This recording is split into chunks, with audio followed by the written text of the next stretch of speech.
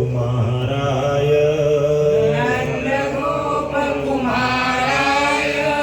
गोविन्दाय नमो नमः।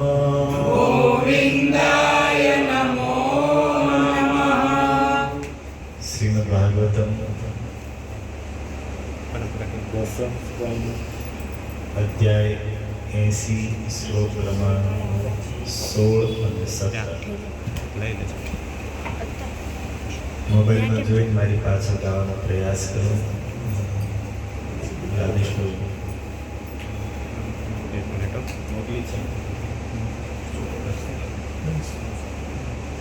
મળી ગયો શ્લોક 16-17.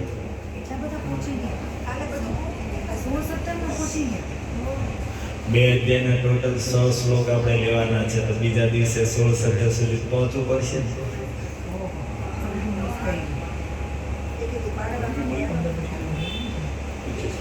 ત્રીણિ ગુલ્માન્યતિયાય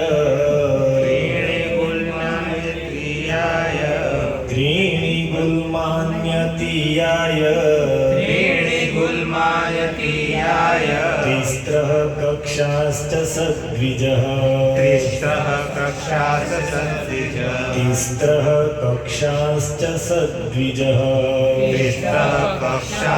सद्विजः विप्रो गम्यान् अन्धकवृष्णीना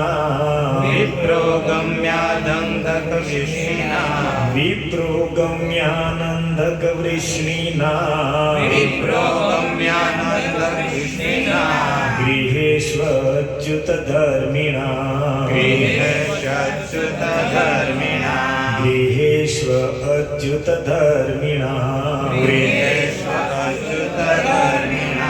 गृहं द्रष्टव्य सहस्राणां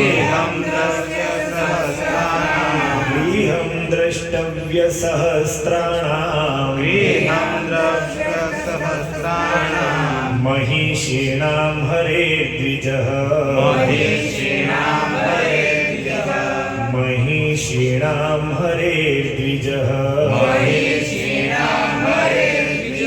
विवेशेकतमं श्रीमद्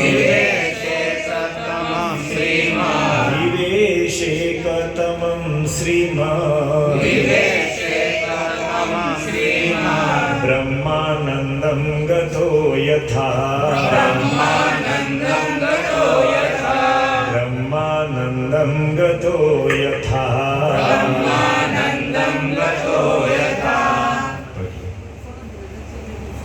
त्रीणि गुल्मान्यतियाय तिस्रः कक्षाश्च सद्विजः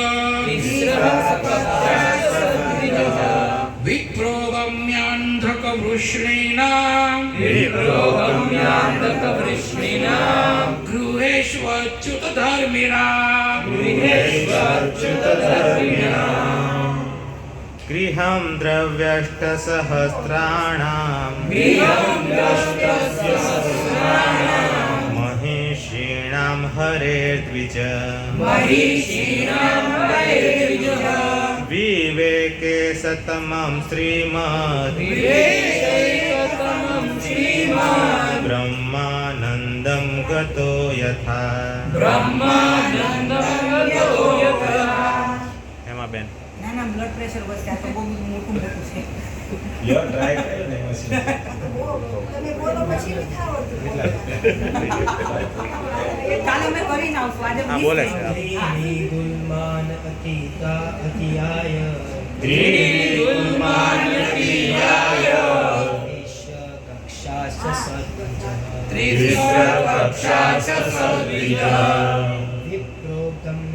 આગળ બી આવો આગળ.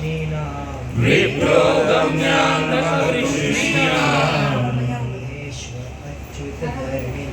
गृहेष्वच्युत धर्मिणां गृहं द्रष्टसहस्राणां महिषीणां हरेर्द्विजः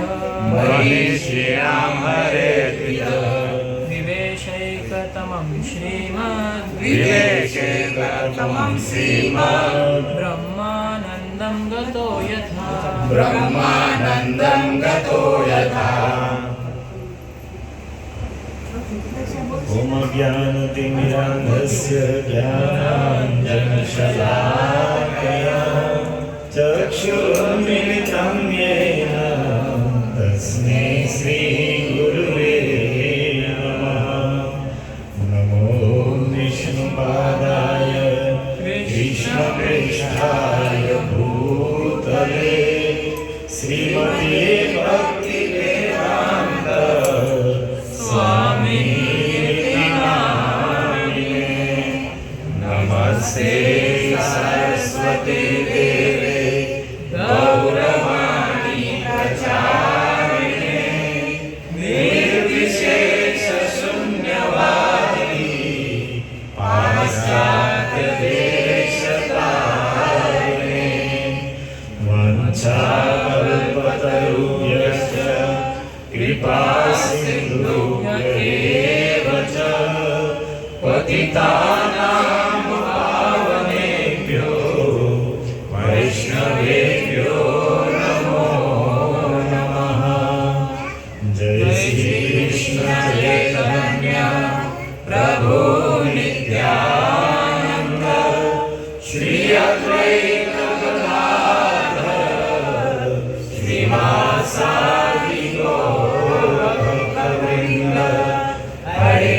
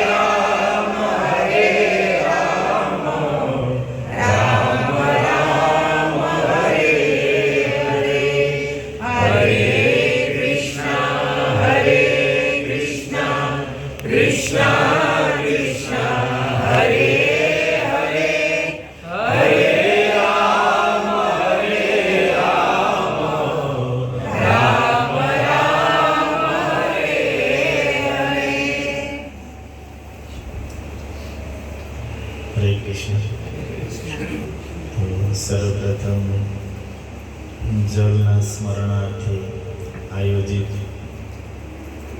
શ્રીમદ ભાગવત કથામાં પધારેલા સર્વ શ્રોતાઓના ચરણોમાં સાદર વંદન.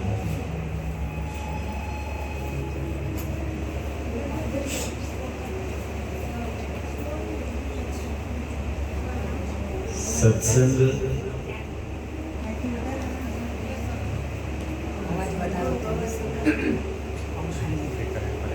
હરિ હરે કૃષ્ણ હરે કૃષ્ણ કૃષ્ણ કૃષ્ણ હરે હરે હરે રામ રામ રામ હરે હરે સ્પીકર ત્યાં છે કાલે સેન બીજો તારકા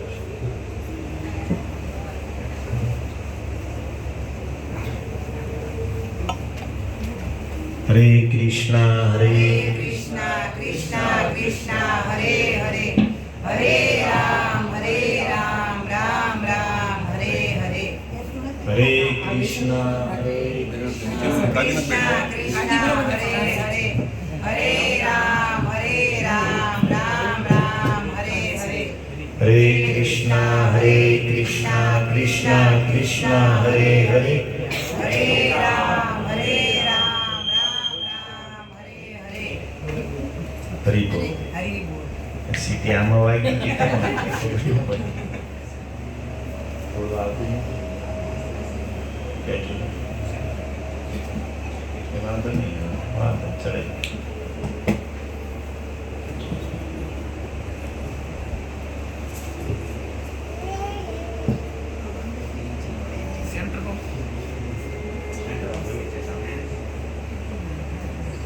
હરિ બોલ.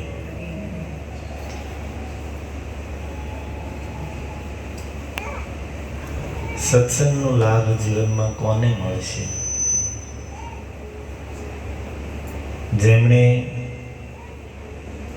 સત્સંગમાં બેસતા પહેલા મનમાં વિચાર કર્યો હોય કે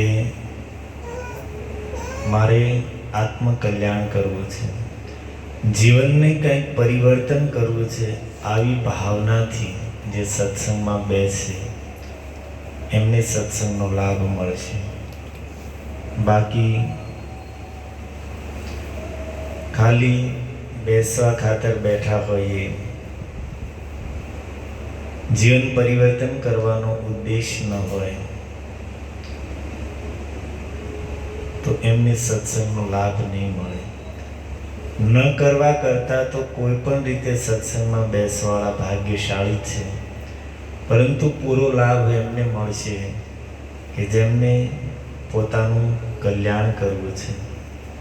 જેવી રીતે સ્કૂલમાં એક જ ક્લાસમાં ઘણા વિદ્યાર્થીઓ ભણતા હોય, એને ભણાવવાવાળા શિક્ષક પણ એક જ હોય અને બધા એક જ ક્લાસમાં ભણતા હોય, સ્કૂલ પણ એક જ હોય, બધાના પુસ્તકો પણ સમાન જ હોય અને કોર્સ પણ એક જ હોય, છતાં બધું જ સમાન હોવા છતાં એમાંથી કેટલાય વિદ્યાર્થીઓ બહુ આગળ નીકળી જાય છે, ઊંચામાં ઊંચી પોસ્ટ સુધી, પદવી સુધી પહોંચી જાય છે અને એમાં જ ભણવાવાળા ઘણા જ વિદ્યાર્થીઓ એકદમ પાછળ રહી જશે. નોકરી માટે પણ ફાફા મારતા હશે, બેકાર સ્થિતિમાં ફરતા હશે. શું કામ? અરે ભાઈ, એક જ શિક્ષક હતા, એક જ સ્કૂલ હતી, એક સાથે જ ભણતા હતા, એક જ ક્લાસમાં બેસતા હતા, છતાં અમુક બહુ આગળ નીકળી ગયા અને અમુક બહુ પાછળ રહી ગયા. કારણ શું? એક જ કારણ કે જેમણે ક્લાસમાં બેસીને એકાગ્રતાથી સાંભળ્યું અને ધ્યાનથી અભ્યાસ કર્યો એ આગળ નીકળી ગયા, અને ત્યાં જ બેસવાવાળા જેણે ધ્યાન ના આપ્યું, એકાગ્રતાથી સાંભળ્યું નહીં, પાછળ રહી ગયા. હતા તો બધા સાથે જ. તેવી રીતે સત્સંગમાં તો આપણો આસ્તિક સમાજ બધા જ લોકો સત્સંગ તો કરતા જ હોય, પરંતુ એ સત્સંગમાં જે સાવધાનીથી બેઠા હોય, જેના મનમાં ભાવ હોય કે મનુષ્ય શરીર મળ્યું છે, એટલું દુર્લભ શરીર મળ્યું છે તો એનાથી આપણે કંઈક કરી લેવું છે. ભગવાને જે ઉદ્દેશની પૂર્તિ માટે આપણને આ માનવ દેહ આપ્યો છે એને આપણે સાર્થક કરવો છે. સમસ્ત શાસ્ત્ર, સમસ્ત સંતો એક જ અવાજમાં કહે છે કે માનવ દેહ માત્ર અને માત્ર ભગવાનની પ્રાપ્તિ માટે મળ્યો છે.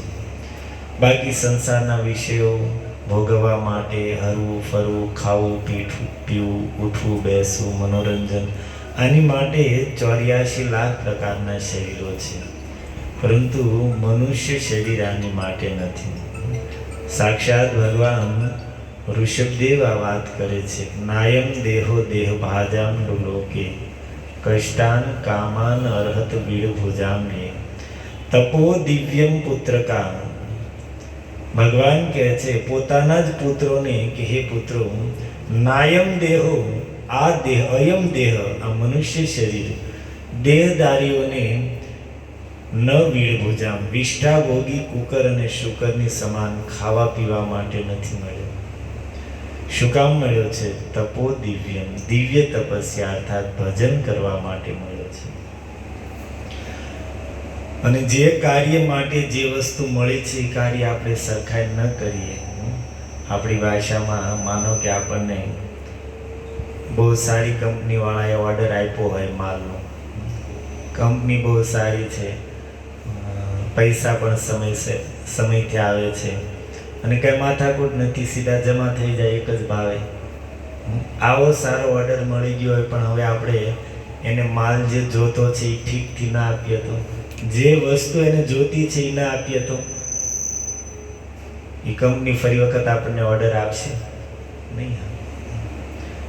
એવી જ રીતે ભગવાને આપણને આ મનુષ્ય શરીર જે કાર્ય માટે આપ્યું છે એ કાર્ય નહીં કરીએ તો શું પછી ફરી વખત આપણને માનવ દેહ મળશે? નહીં મળે. એટલા માટે સત્સંગ તો બધા જ કરે છે, પણ સત્સંગનો સાચો લાભ સત્સંગથી જીવનના ઉદ્દેશ્ય સુધી એ પહોંચે કે જેના હૃદયમાં ભાવના છે કે ભાઈ એટલો દુર્લભ માનવ દેહ મળ્યો છે અને ફરી વખત મળવાનું નથી. આ ભાવથી જે ભગવાનની પ્રાપ્તિના માર્ગમાં ચાલી નીકળે છે, સાવધાન થઈને આત્મકલ્યાણનો પ્રયાસ કરે છે, એમની માટે સત્સંગ એક ઘડી આધી આધી મેં પુની આધ તુલસી સંગત સાધુન કી હરે કોટી અપરાધ. તો અહીંયા જલના નિમિત્તે આપણને લોકોને શ્રીમદ ભાગવતના મૂળ શ્લોકોનો આશ્રય લઈને સુદામાજીના પાવન ચરિત્રને આપણે શ્રીમદ ભાગવતથી સાંભળી રહ્યા છીએ. તો કાલ કથા પ્રસંગમાં આપણે સાંભળ્યું કે સુદામાજી વર્તમાનો ગૃહાશ્રમી ગૃહસ્થ જીવનમાં રહેવા છતાં સંન્યાસીઓ સમાન યદૃચ્છયા આપમેળે જે કાંઈ મળી જાય એનાથી જ પોતાનું પરિવાર ચલાવતા હતા. અને એમની પત્ની પણ પતિવ્રતા સુશીલા એમના જેમ જ ભૂખ અને પ્યાસથી વ્યાકુળ એક જ વસ્ત્રમાં રહીને જીવન યાપન કરવા વાળી. અત્યંત દરિદ્રની સ્થિતિ જોઈને સાક્ષાત ભગવાન જ એક બ્રાહ્મણના રૂપમાં આવે છે. સુશીલાને કહે છે કે દેવી, મેં સાંભળ્યું છે કે તમારા પતિ જ્યારે સાંદીપની ઋષિના આશ્રમમાં ભણતા હતા એ સમયે દ્વારકાધીશ લક્ષ્મીપતિ ભગવાન કૃષ્ણ એમના ખાસ સખા હતા. સુદામાજી સુશીલાને હરોજ ભગવાન કૃષ્ણની કથા સંભળાવતા, પરંતુ આજ સુધી એ વાતની સ્પષ્ટતા નહોતી કરી કે કૃષ્ણ મારા મિત્ર છે. તો સાક્ષાત ભગવાન બ્રાહ્મણના રૂપમાં આવીને ભિક્ષા માંગવાના બહાને આવીને સુશીલાજીને કીધું. અને આજ જેવા સુદામાજી ઘરે આવ્યા તો સુશીલાજી કહે છે કે નનુ બ્રહ્મન સખા સાક્ષાત શ્રીયપતિ, મેં સાંભળ્યું છે કે લક્ષ્મીપતિ ભગવાન તમારા મિત્ર છે. સુશીલાજી સમજાવે છે કે પ્રભુ, એક વખત તમે એની પાસે જાઓ, એ આપણને સહાયતા કરશે. સુદામાજી જવા તૈયાર નથી. સવે ભાર્યા વિપ્રો બહુશઃ પ્રાર્થિત. સુશીલાજી અનેક વખત પ્રાર્થના કરી, અનેક દિવસો સુધી રોજ સુદામાજીને હાથ જોડીને પ્રાર્થના કરતા કે એક વખત તો જાઓ. 3 વાત કરી સુશીલાજીએ કે તમે તમારા મિત્ર ભગવાન દ્વારકાનાથ પાસે સહાયતા માંગવા જાઓ. બીજી વાત કહે છે કે સહાયતા માંગવા ન જાઓ તો કાંઈ નહીં, તમે ખાલી એની પાસે જાઓ. એ બ્રાહ્મણીય દેવ છે, બ્રાહ્મણોને સહાય કરવા વાળા છે.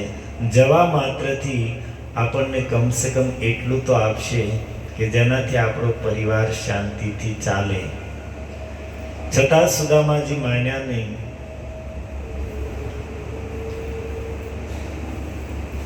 પંતમાં સુશીલાજી કહે છે પ્રભુ, ચાલો સહાયતા માંગવા ન જાઓ તો કાંઈ નહીં, એમનામ પણ તમારા મિત્ર પાસે ન જાઓ તો કાંઈ નહીં, પરંતુ કમસે કમ એક વખત જઈને એના દર્શન તો કરી આવો. કેટલા વર્ષો થઈ ગયા તમે તમારા મિત્રના દર્શન નથી કર્યા, તો કમસે કમ એક વખત જઈને દર્શન તો કરી આવો. અને ત્યારે સુદામાજી જવા માટે તૈયાર થયા. અયમ હિ પરમો લાભો ઉત્તમ શ્લોક દર્શન.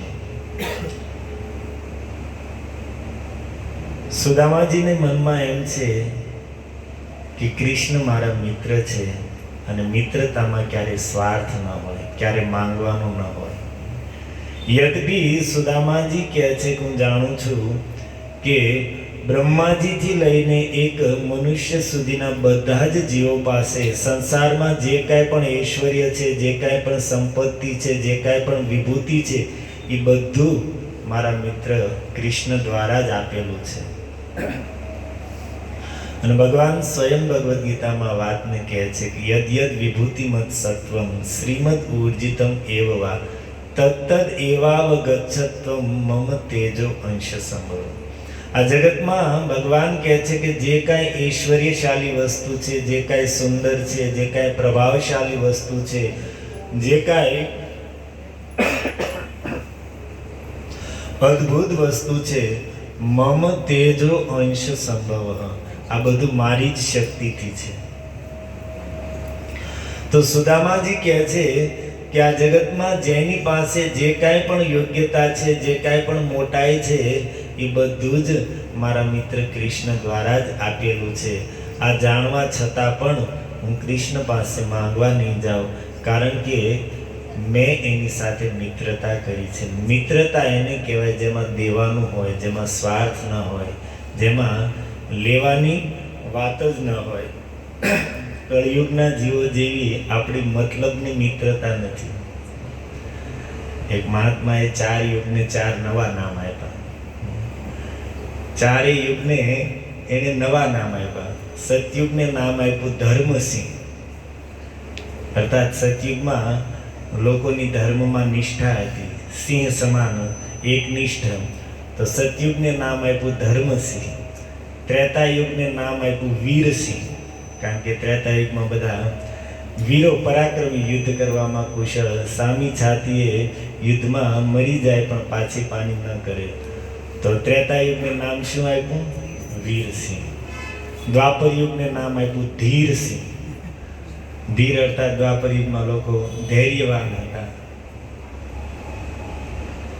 અને કલયુગને નામ આપ્યું મતલબસિંહ.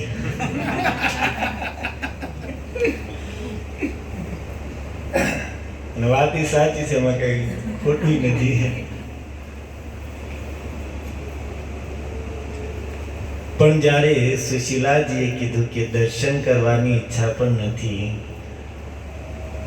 તો સુદામાજી કહે છે અયમ હિ પરમો લાભ ઉત્તમ શ્લોક દર્શન ઇતિ સંચિંત્ય મનસા ગમનાય મતિમ દધે. આ જીવનનો સૌથી મોટો લાભ છે કે ઉત્તમ શ્લોક ભગવાનના દર્શન થઈ જાય. ઉત્તમ શ્લોક દર્શન યસ્ય યશ શ્રવણાદિનામ સંસાર ધ્વંસાદિકમ ભવતિ તસ્ય દર્શનમ. જેમનો યશ, જેમની કથા સાંભળવા માત્રથી જીવોના સંસાર ધ્વંસ, સંસાર બંધન નષ્ટ થઈ જાય.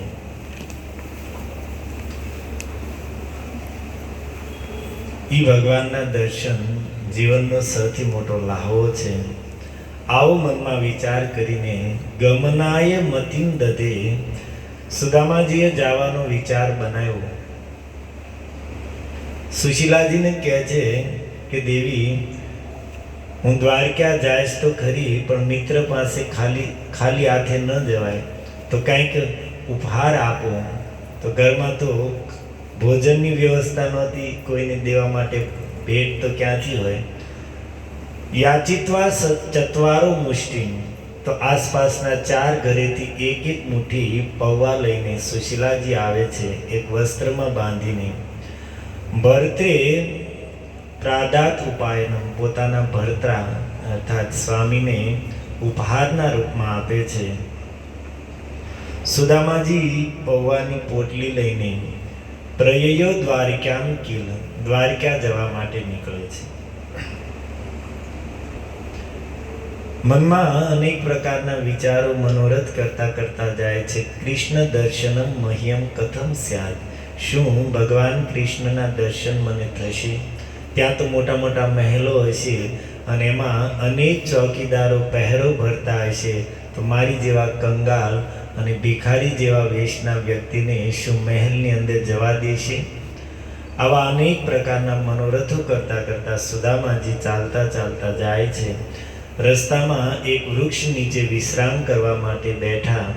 થોડી નિંદ્રા આવી તો ભગવાન યોગ માયાને કહે છે કે દેવી, તમે જાઓ. સુદામા પોતાના પગેથી ચાલીને અહીંયા પહોંચે એટલી એના શરીરમાં શક્તિ નથી. તો યોગમાયા દેવી સુતેલા સુદામાજીને ઉઠાવીને દ્વારકામાં પહોંચાડી દે છે. જેવી આંખ ખુલ્લી તો સુદામાજી શું જોવે છે? મોટા મોટા આલિશાન વિશાળ મહેલો ઊભા છે. તો વિચાર કરે કે ભાઈ આ કયું નગર છે? ઘડીકમાં હું ક્યાં પહોંચી ગયો? લોકોને પૂછ્યું તો બતાવે છે કે ભાઈ આ તો દ્વારિકા નગરી છે. અચ્છા, એટલી જલ્દી દ્વારિકા પહોંચી ગયો? ને સુદામા ત્યાંથી ચાલતા ત્યાં આગળ લોકોને પૂછે કે ભાઈ કૃષ્ણનો મહેલ ક્યાં છે? તો લોકો રસ્તો બતાવી રસ્તે ચાલતા ચાલતા ચાલતા ચાલતા દ્વારિકાના 3 ગેટને પાર કરીને જ્યાં યાદવોના ઘર હતા, વૃષ્ણિ વંશી, અંધક વંશી ઇત્યાદિ યાદવોના જે મહેલો હતા એ સ્થાનમાં પહોંચ્યા. અને એની માટે લખ્યું છે અગમ્યા. ત્યાં પહોંચવું બહુ મુશ્કેલ હતું, કારણ કે એટલા સુરક્ષા કર્મચારીઓ તૈનાત હતા, સુરક્ષાની એટલી ભારી વ્યવસ્થા હતી કે કોઈ પણ વ્યક્તિ ત્યાં સુધી પહોંચી ન શકે દ્વારકાના એ 3 દ્વારોને પાર કરીને. પરંતુ સુદામાજી અગમ્યા અપી ગમ્ય, એ અગમ્ય સ્થાનમાં પણ સરળતાથી પહોંચી ગયા. શું કામ? તો કે છે અચ્યુત ધર્મિણામ ત્રીણી ગુલમાનની અતિતાય તિસ્ત્રહ કક્ષાંશ્ચ સદ્વિજઃ વિપ્રો અગમ્યાન અંધક વૃષ્ણિનામ ગૃહેષુ અચ્યુત ધર્મિણામ. અચ્યુત ધર્મિણામ શબ્દ ઉપર કાલે આપણે કથા પૂરી કરી. અચ્યુત ભગવાન કૃષ્ણનું પ્રસિદ્ધ નામ છે. અચ્યુતનો અર્થ થાય જે ક્યારેય ચ્યુત ન થાય, નીચે ન પડે, જે પોતાની મહિમાથી ક્યારેય નીચે ના આવે, જે પોતાના પ્રભાવથી, પોતાના ગુણોથી, પોતાના સ્વભાવથી ક્યારેય નીચે ના આવે, અર્થાત પોતાના સ્વભાવને ક્યારેય ચૂકે નહીં, એને અચ્યુત કહેવાય. અને અચ્યુત ધર્મિણામ, એ અચ્યુત ભગવાન કૃષ્ણના ધર્મનું બધા પાલન કરવા વાળા હતા. તો ભગવાનનો ધર્મ શું છે?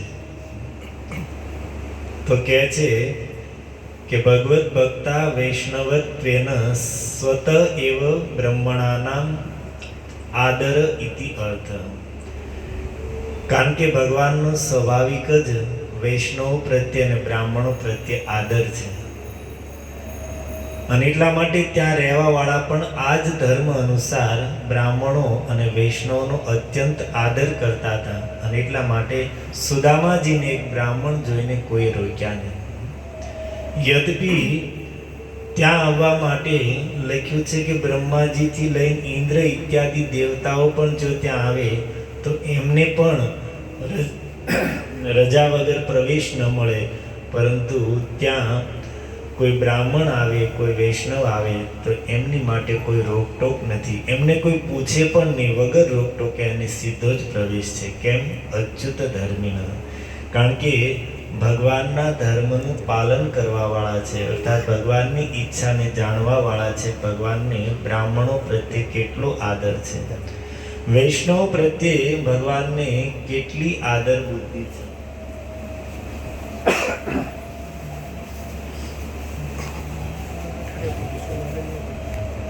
ભગવાનને પ્રસિદ્ધ ઠાકોરજીનું નામ છે બ્રાહ્મણ્ય દેવ, કારણ કે ભગવાન બ્રાહ્મણોનો અત્યંત આદર કરે છે. કેટલો આદર કરે છે જાણો છો? એક બ્રાહ્મણે જઈને ભગવાનની છાતીમાં લાત મારી તો પણ ભગવાને એની સ્તુતિ કરી. આપણે શ્રીમદ ભાગવતના 10મ સ્કંદના 80મા અધ્યાયની ચર્ચા કરી રહ્યા છીએ. આનાથી આગળ 88મા અધ્યાયમાં વર્ણન આવે છે કે સરસ્વતી નદીના તટ પર એક વખત ઋષિઓ ભેગા થયા હતા. ઋષિઓનું બહુ મોટું સંમેલન હતું અને એમાં ચર્ચા ચાલતી હતી. તો ચાલતા ચાલતા ત્યાં આગળ આવીને વાદ ઊભો રહ્યો, વિવાદ કે જેટલા પણ દેવતાઓ છે, દેવી દેવતાઓ છે, બધામાં સર્વશ્રેષ્ઠ છે બ્રહ્મા, વિષ્ણુ અને મહેશ. પરંતુ આ ત્રણમાંથી પણ મોટા કોણ? તો એની પરીક્ષા કરવા માટે ભૃગુજીને કાર્ય સોંપ્યું કે ભાઈ તમે જઈને પરીક્ષા કરો તો ખબર પડે ત્રણમાંથી મોટા કોણ. કારણ કે સાધારણ લોકોને તો આ કાર્ય સોંપાય પણ કેમ? બ્રહ્મા વિષ્ણુ મહેશની પરીક્ષા કરવાની છે. તો ભૃગુજી સાક્ષાત બ્રહ્માજીના પુત્ર છે. ભૃગુજી નીકળ્યા, સર્વપ્રથમ બ્રહ્મલોકમાં ગયા અને ત્યાં જઈને ભૃગુજી બ્રહ્માજીની સામે ગયા, પણ બ્રહ્માજીની સ્તુતિ પણ ન કરી, બ્રહ્માજીને પ્રણામ પણ ન કર્યા. અને બ્રહ્માજીએ જોયું કે આ મારો પુત્ર છે, હું સૃષ્ટિનો વિધાતા છું, મારી સામે આવી નથી મારી સ્તુતિ કરતો કે નથી મને પ્રણામ કરતો. તો બ્રહ્માજીને બહુ ક્રોધ આવ્યો. પણ પછી એમ થયું જવા દે ભાઈ, ગમે એવો છે છોકરો છે, આવો વિચાર કરીને બ્રહ્માજી પોતાના ક્રોધને પી ગયા, અર્થાત શાંત કરી લીધો.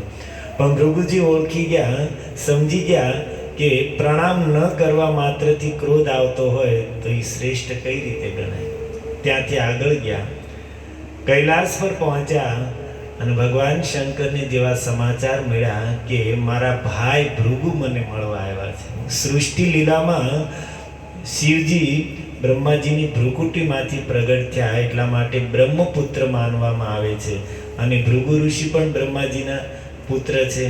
તો એ સંબંધે શિવજી કહે છે કે અરે મારો ભાઈ મને કેટલા દિવસે મળવા આવ્યો હતો.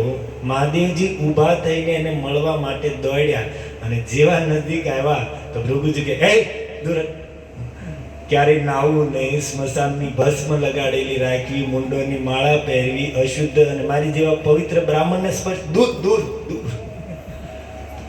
જેવું કીધું તો ભગવાન શંકરને એટલો ક્રોધ આવ્યો કે ત્રિશૂળ લીધું કે આને જીવતો ન મૂકું. પાર્વતીજીએ પગ પકડી લીધા કે સ્વામી, એક તો એ આપણા અતિથિ છે, બીજા બ્રાહ્મણ છે, એનો વધ કરવો યોગ્ય નથી. જો પાર્વતીજીએ ન રોક્યા હોત તો પરીક્ષા લેવા માટે પરીક્ષા લેવા જેવાય ન રહે અને રિઝલ્ટ આપવા માટે કોણ આવે?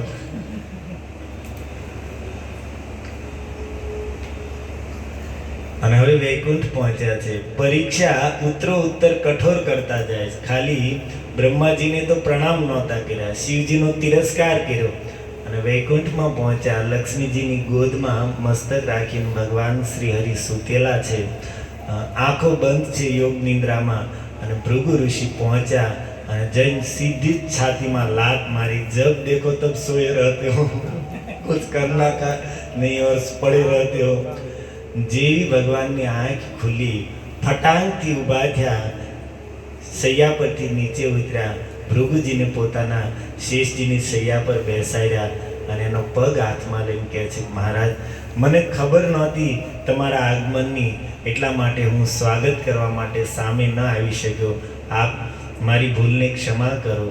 અને ભગવાન ભૃગુ ઋષિના ચરણોને દબાવતા દબાવતા કહે છે કે ઋષિવર, મારું વક્ષસ્થળ તો કઠોર છે અને તમારા ચરણો અત્યંત કોમળ છે, તો મારા વક્ષ ઉપર આઘાત કરવાથી તમને એમાં પીડા થતી છે. પણ આજ મારો આ લોક ધન્ય થઈ ગયો, આજ હું પવિત્ર થઈ ગયો. તમારી જેવા એક પવિત્ર બ્રાહ્મણની ચરણ રજ લાગતાની સાથે મારું આ શરીર પવિત્ર થઈ ગયું. અને હું જ નહીં, મારી ઉદરમાં રહેલા અનંત અનંત બ્રહ્માંડો પણ આજ તમારા ચરણોના સ્પર્શથી પાવન અને પવિત્ર થઈ ગયા. અને એટલા માટે હવે તમારા ચરણને હું હંમેશા માટે મારી છાતી પર ધારણ કરી રાખીશ. ત્યારથી ભગવાન આજ સુધી પોતાની છાતી ઉપર ભૃગુજીના ચરણ ચિહ્નને ધારણ કરીને રાખે છે. ભગવાનના વક્ષસ્થળમાં બે ચિહ્ન છે. એક શ્રીવત્સ ચિહ્ન, જ્યાં લક્ષ્મીજીને ભગવાને વાસ આપેલો છે. લક્ષ્મીજી ભગવાનના ચરણોની સેવા કરે છે, પણ છતાં ભગવાને જબરજસ્તી લક્ષ્મીજીને ચરણોમાંથી ઉઠાવીને વક્ષસ્થળ ઉપર નિવાસ આપ્યો. કેમ?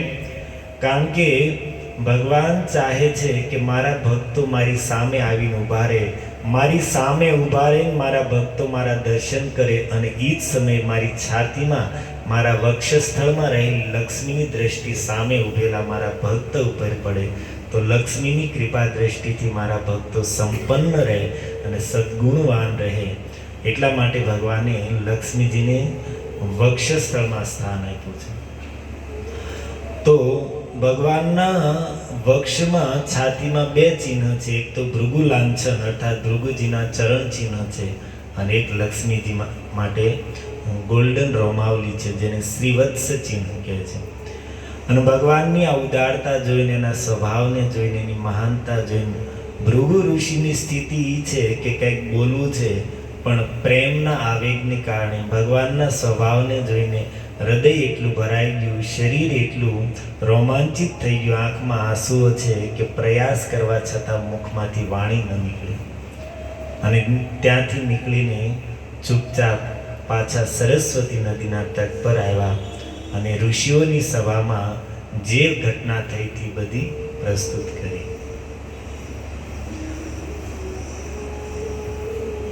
તો બ્રાહ્મણો પ્રત્યે ભગવાનને એટલો ભાવ છે, એટલો આદર છે કે છાતીમાં લાત મારવા છતાં એ બ્રાહ્મણ છે એમ સમજીને ભગવાને એમનો આદર કર્યો, એમની સ્તુતિ અને વંદના કરી. નહીં તો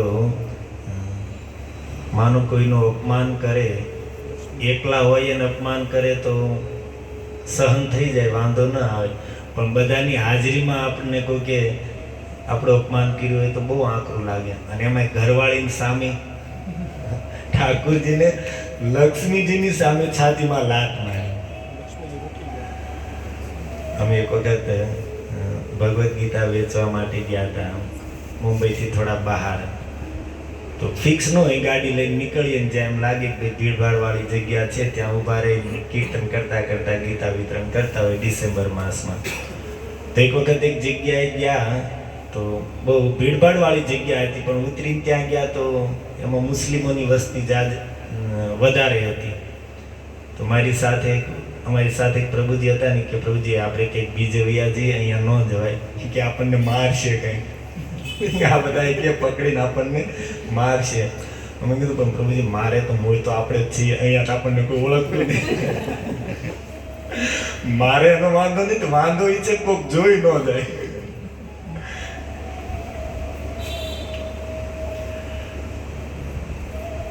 તો લક્ષ્મીજીની સામે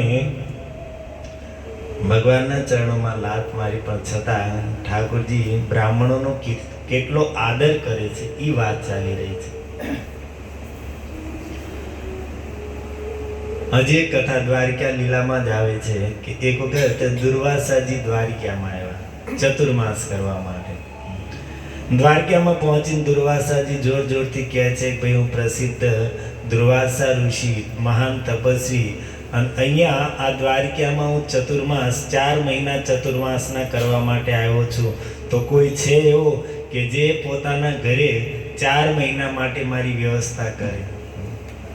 એવું તો કોણ મૂર્ખ હોય જાણી જોઈને વિપત્તિ ઘરે બોલાવે. દુર્વાસાજીને એક દિવસ સાચવવા અર્થાત શ્રાપથી ઊંડા વળી જવું કોઈ તૈયાર ન થયું. પણ છેલ્લે ભગવાન દ્વારકાધીશ, જેમની સૃષ્ટિમાં તો અનેક પ્રકારના સ્વભાવના જીવોને પણ એનું પણ પાલન પોષણ થાય છે, પરસ્પર વિરોધી સ્વભાવના જીવો પણ અહીંયા સુખપૂર્વક રહે છે. તો એમની માટે દુર્વાસાજીને સાચવવા એ કોણ મોટી વાત છે? તો ભગવાન કૃષ્ણ ગયા અને કહે છે કે મહારાજ ચાલો આપણા મહેલમાં તમે આરામથી સુખપૂર્વક ચતુર્માસ વિતાવજો. અને પહેલી વખત એવું બન્યું દુર્વાસાજી એકલા છે, નહીં તો દુર્વાસાજીની સાથે એની હજારો શિષ્ય મંડળી પણ સાથે હોય, પણ અત્યારે એકલા આવ્યા છે. અને એને ભગવાન રૂકમણીજીના મહેલમાં લઈ ગયા. અને સુદામાજી પણ રૂકમણીજીના મહેલમાં જ આગળ આવશે આપણે પ્રસંગ.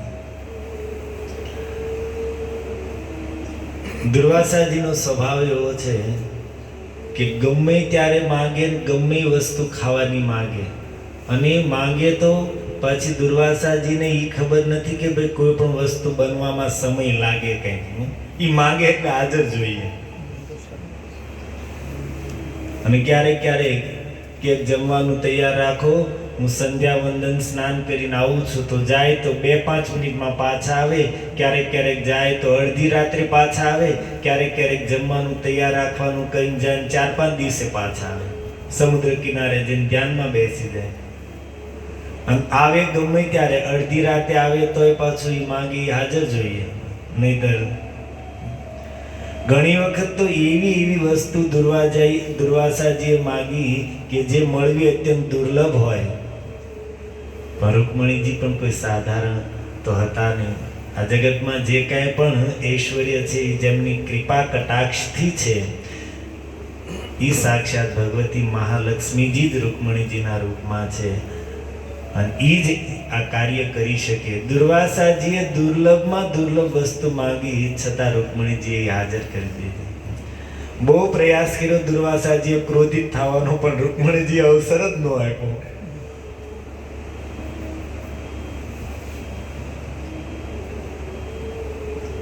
અને કાંઈ ઉપાય ન મળ્યો તો એક દિવસ કહે છે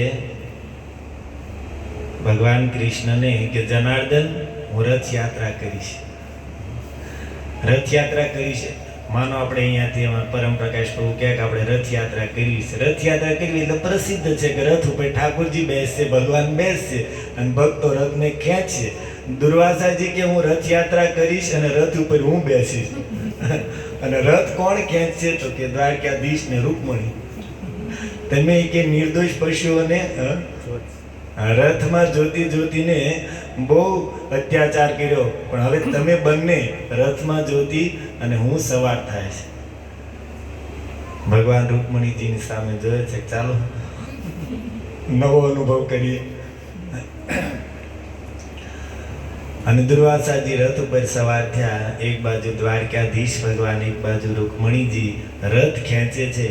અને રથ રૂકમણીજીના આંગણામાં બગીચામાં ચલાવતા હવે રથ લઈને નીકળ્યા દ્વારકાના રાજપથ ઉપર.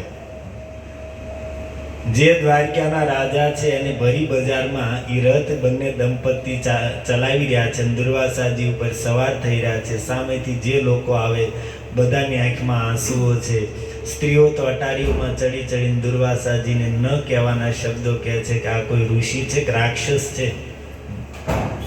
આ મોટી ગાળો આપે છે, શ્રાપી આપે છે કે ક્યાંથી આવ્યો આ મહારાજ અહીંયા.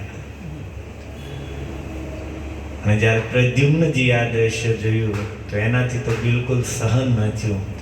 ભગવાનના સંકોચે કાંઈ બોલી ન શક્યા, પણ અત્યંત ક્રોધિત થઈને સીધા જ બલરામજી પાસે જઈને કહે છે, તો શું મહારાજ તમે ત્યાં દુર્વાસાથી ડરો છો? તમે આ દુર્વાસાથી ડરો છો? રાજપથ ઉપર આવી રીતે ભરી બજારમાં જે મારી મા ઉપર આવી રીતે અત્યાચાર કરે છે, તો શું તમારું સામર્થ્ય નથી આને સજા કરવાની? બલરામજીને તો અત્યાર સુધી આ વાતની ખબર જ નહોતી. જેવું પ્રદ્યુમ્નના મુખેથી સાંભળી બલરામજીની આંખો અંગારા સમાન લાલ, હળ લઈને ઊભા થયા. અને આજ શું થાય કાંઈ, કારણ કે દુર્વાસાજી એવા બલરામજી બંને પરાક્રમીઓ. અને બલરામજી ઊભા થઈને જેવા દ્વારની બહાર નીકળ્યા ત્યાં સેવકોએ આવીને સમાચાર આપ્યા કે દુર્વાસાજી રથમાંથી નીચે ઉતરી ગયા છે.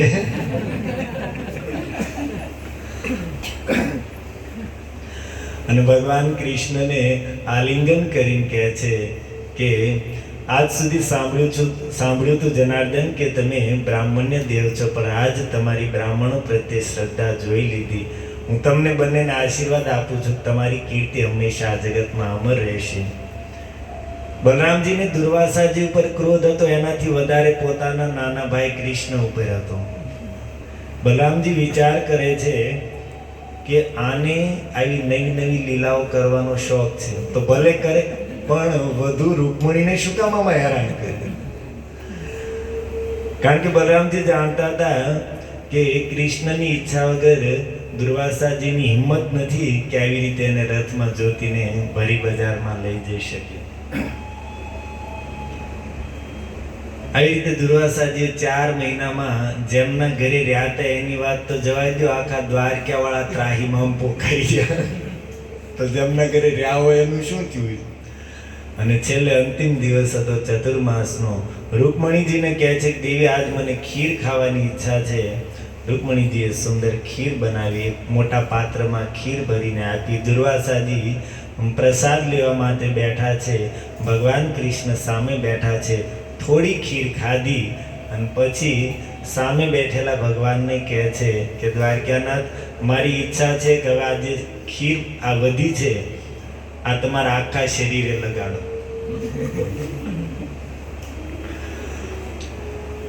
આખા શરીરના એક એક અંગ ઉપર આ ખીરને કે આ એક સંતનો પ્રસાદ છે તો તમે આખા શરીર ઉપર લગાડો. અને ઠાકુરજી થયા દિગંબર, બધા વસ્ત્ર ઉતાર્યા, આખા શરીરે ખીર લગાડી અને દુર્વાસાજી જોવે છે કે હા, સંતોના પ્રસાદનો આદર તો તમે કરો છો. એટલામાં રૂકમણીજી આવ્યા અને રૂકમણીજીએ જોયું તો રૂકમણીજીને હસી આવી ગઈ. અને રૂકમણીજીને હસતા જોઈને દુર્વાસાજીને ક્રોધ આવ્યો. આ જ અવસર મળ્યો પહેલી વખત. અરે દેવી, તમે દ્વારકાધીશની પટ્ટ મહિષી થઈને તમારા પતિને સંતોના પ્રસાદમાં જે આદર છે એની માટે ગૌરવ લેવાની બદલે તમે મજાક કરતા કરતા હસો છો. તમે કૃષ્ણની પટ્ટ મહિષી થવાને યોગ્ય નથી. હું શ્રાપ આપું છું, તમારે કૃષ્ણનો વિયોગ થઈ જશે. અને રૂકમણીજી જેવું સાંભળ્યું તો મૂર્છિત થઈને પડી ગયા. ભગવાનનો વિયોગ થશે આ શબ્દ સાંભળતા જ રૂકમણીજી મૂર્છિત થઈને નીચે પડ્યા. ભગવાન દુર્વાસાજીને કહે છે કે મહારાજ, તમારા પ્રસાદ ઉપર નથી હસી. મારી સ્થિતિ જોઈને, મને નિર્વસ્ત્ર જોઈને મારી ઉપર એને હસવું આવ્યું છે. સંતના ઉચ્છિષ્ટ પ્રસાદને એને તિરસ્કાર નથી કર્યો. એટલા માટે તમે અનુગ્રહ કરો અને શાપને હળવો કરો. દુર્વાસાજી કહે છે કે પ્રભુ તમે કહો છો તો શાપને હું 12 વર્ષની અવધિ બનાવી દઉં છું. 12 વર્ષ સુધી એને વિયોગ થશે. અને પછી દુર્વાસાજી કહે છે કે હે કૃષ્ણ, મારો આ શ્રાપ પણ દેવી રૂકમણી માટે વરદાન જ છે. કેમ? કારણ કે હું મારી દિવ્ય દ્રષ્ટિથી જોઈ રહ્યો છું કે અત્યાર સુધી તમે દ્વારકામાં પોતાના સરળ અને સૌમ્ય સ્વભાવથી, સૌમ્ય સ્વરૂપથી બિરાજમાન હતા, પણ હવે તમે અહીંયા કાળનું રૂપ ધારણ કર્યું છે. હવે નજીકના ભવિષ્યમાં યાદવોને પણ ભારરૂપ સમજીને યદુવંશનો સંહાર કરવા માટે તમે અત્યારે કાળ રૂપ પ્રગટ કર્યું છે. અને હવે અહીંયા જે ઘટના થવાની છે, હવે અહીંયા જે મહાસંહાર થવાનો છે, એ કોમળ હૃદયની દેવી રૂકમણી જોઈ નહીં શકે. એટલા માટે અહીંયાથી અલગ કરીને મેં એને પણ એની ઉપર પણ અનુગ્રહ જ કર્યો છે. પણ એટલા અત્યાચારો કરવા છતાં ભગવાને દુર્વાસાજી પ્રત્યે એક પણ શબ્દ કીધો નથી. દુર્વાસાજીએ સ્વયં સ્વીકાર કર્યો કે આજ સુધી મેં સાંભળ્યું હતું કે હે કેશવ, તમે બ્રાહ્મણ્ય દેવ છો, પરંતુ આજ મેં જોયું કે તમારી બ્રાહ્મણો પ્રત્યે કેટલી શ્રદ્ધા છે. તો આ શ્લોકમાં અચ્યુત ધર્મીણ વ્યાખ્યામાં 2 શબ્દ આવ્યા. એક તો બ્રાહ્મણો પ્રત્યે ભગવાનની શ્રદ્ધા અને બીજું વૈષ્ણવ પ્રત્યે શ્રદ્ધા. તો બ્રાહ્મણો પ્રત્યે શ્રદ્ધા, પણ વૈષ્ણવ પ્રત્યે ભગવાનનો કેટલો આદર છે. આ જ દુર્વાસાજી જેની આપણે ચર્ચા કરી, જેને દ્વારકામાં એટલો ઉત્પાત મચાયો, એ જ દુર્વાસાજી શ્રીમદ ભાગવતમાં વર્ણન છે કે અમરીશ મહારાજનો અપરાધ કર્યો. અમરીશ મહારાજ જે સૂર્યવંશમાં જેમનો જન્મ થયો હતો અને મહાન ભગવાન કૃષ્ણના ભક્ત, જેમના ગુણો વિશે લખ્યું છે સવે મનઃ કૃષ્ણ પદાર વિંદયો. એટલા મોટા રાજા હતા, 7 દ્વીપયુક્ત ભૂમંડળના ચક્રવર્તી સમ્રાટ હતા અને પોતાનું રાજ્યનું બધું જ કાર્ય કરતા પણ સવે મનઃ કૃષ્ણ પદાર વિંદયો, મનથી ભગવાન કૃષ્ણનું સ્મરણ હંમેશા કરતા રહેતા. એટલું મોટું રાજ્ય સંભાળતા રાજ્યની જિમ્મેદારીઓ નિભાવતા પણ એનું મન ભગવાનના સ્મરણમાં લાગેલું રહેતું. શરીરની એક ઇન્દ્રિયને ભગવાનની સેવામાં લગાડી હતી. અનેક દિવસ દુર્વાસાજી ત્યાં અતિથિ થઈને ગયા છે. અમરીશ મહારાજે કીધું, ભગવાન બહુ સારા સમયે તમે આવ્યા છો. મારું એકાદશીનું વ્રત આજ પૂરું થયું, પારણનો સમય છે. તમારી જેવા ઋષિ પધાર્યા, મારું વ્રત સફળ થઈ ગયું. તમે ભોજન કરી લો, પછી હું પણ પારણ કરીશ. દુર્વાસાજી કહે છે કે રાજન, તૈયારી કરો, હું સ્નાન કરીને આવું છું. દુર્વાસાજી સ્નાન કરવા માટે યમુનાજીમાં ગયા અને ત્યાં ધ્યાન લગાવીને બેસી ગયા. આ બાજુ અમરીશ મહારાજ પારણનો સમય જઈ રહ્યો છે. યોગ્ય સમયમાં પારણ ન કરવામાં આવે તો વ્રત ખંડિત થાય. અને એક ઋષિ અતિથિના રૂપમાં આવ્યા છે અને એને ભોજન કરાવ્યા વગર જો જમી લેવામાં આવે તો અપરાધ થાય, શું કરવું? બ્રાહ્મણોને બોલાવ્યા. બ્રાહ્મણોની સલાહથી અંબરીશ મહારાજે ભગવાનનું ચરણામૃત પીને પારણ કરી લીધું. જળ પીવું એને ભોજન કર્યું પણ ગણાય અને ન કર્યું પણ ગણાય. દુર્વાસાજી આવ્યા અને ખબર પડી કે આણે પારણ કરી લીધું છે. અત્યંત ક્રોધિત થઈને જતા પટકી અને ભયંકર કૃત્ય ઉત્પન્ન કરી કે આ દુષ્ટ, આ પાપી રાજાને મારી નાખ્યા. સળગતી અગ્નિ સમાની કૃત્ય હાથમાં તલવાર લઈને અંબરીશ મહારાજને મારવા માટે દોડી. અંબરીશ મહારાજ હાથ જોડીને સામે ઊભા છે. ન ચચાલ પદાન રૂપઃ. સુખદેવજી કહે છે કે રાજન, અંબરીશ મહારાજ એક પગ પણ આગળ પાછળ ન ચાલ્યા, ન કોઈ સામનો કરવાનો પ્રયાસ કર્યો કે ન ભાગવાનો પ્રયાસ કર્યો. કેમ? કારણ કે એટલો વિશ્વાસ હતો કે મારે કૃષ્ણ રાખે કે રાખે કૃષ્ણ મારે કે. જો ભગવાન કૃષ્ણ બચાવવા માંગે છે તો એને મારી કોણ શકે, અને જો ભગવાન જ એમને મારવા માંગે છે તો એને બચાવી કોણ શકે? આ વિશ્વાસથી અંબરીશ મહારાજ ન ચચાલ પદાન રૂપ, એક પગ પણ હલ્યા નહીં, હાથ જોડીને ઉભા રહ્યા. અને એ જ સમયે વગર પ્રાર્થનાએ, વગર કીધે સ્વયં સુદર્શન ચક્ર પ્રગટ થયું. કૃત્યાને તો ભસ્મ કરી નાખી, પણ દુર્વાસાજીની હાલત પણ ખરાબ કરી નાખી. દુર્વાસાજી ભાગ્યા પાતાળમાં, આકાશમાં, સમુદ્રમાં, બ્રહ્મલોક, સ્વર્ગલોક, જનલોક, તપલોક, બધા જ લોકોમાં કૈલાસ સુધી બધે જ વયા ગયા, પણ કોઈ એને બેસવાનું પણ ન કીધું. અંતમાં કૈલાસ પર ગયા. ભગવાન શંકર કહે છે કે દુર્વાસાજી, અહીંયા ત્યાં ભાગીને કોઈ લાભ નથી. જેનું આ અસ્ત્ર છે, જેનું આ ચક્ર છે, એ ભગવાનની શરણમાં જાઓ, એને છોડીને કોઈ જગ્યાએ રક્ષા નહીં થાય. અને દુર્વાસાજી ભાગતા ભાગતા વૈકુંઠ પહોંચ્યા. ભગવાનના ચરણોમાં પાહી મામ રક્ષ મામ કરતા કરતા પડે છે ધરામથી. હે અચ્યુત, મારી રક્ષા કરો, હું તમારી શરણમાં આવ્યો છું, દયા કરો, દયા કરો. ભગવાન કહે છે દુર્વાસાજી, તમે એ બતાવો કે દયા વ્યક્તિને ક્યાં ઉત્પન્ન થાય? તો કે હૃદયમાં ઉત્પન્ન થાય. તો ભગવાન કહે છે દુર્વાસાજી, સાધવો હૃદયમ મહ્યમ, મારા ભક્તો જ મારું હૃદય છે ને એને તમે મારવાનો પ્રયાસ, એને તમે કૃત્યાથી નષ્ટ કરવાનો પ્રયાસ કરીને આવ્યા. તો બતાવો દયા ઉત્પન્ન ક્યાં થાય? અહમ ભક્ત પરાધીન નહ્ય સ્વતંત્ર ઇવ દ્વિજ. ભગવાને સ્પષ્ટ કરી દીધું કે હે દુર્વાસાજી, અહમ ભક્ત પરાધીન, હું સ્વતંત્ર નથી. કૃપાની બાબતમાં કૃપા કરવા માટે હું મારા ભક્તોને આધીન છું. તમે કહો છો કૃપા કરો, કૃપા કરો, પરંતુ હે દુર્વાસાજી, કૃપાનો ડિપાર્ટમેન્ટ મેં મારા ભક્તોને સોંપી રાખ્યો છે. કૃપા જોઈતી હોય તો આપણી પાસે પણ નથી, એ મારા ભક્તો પાસે જાઓ.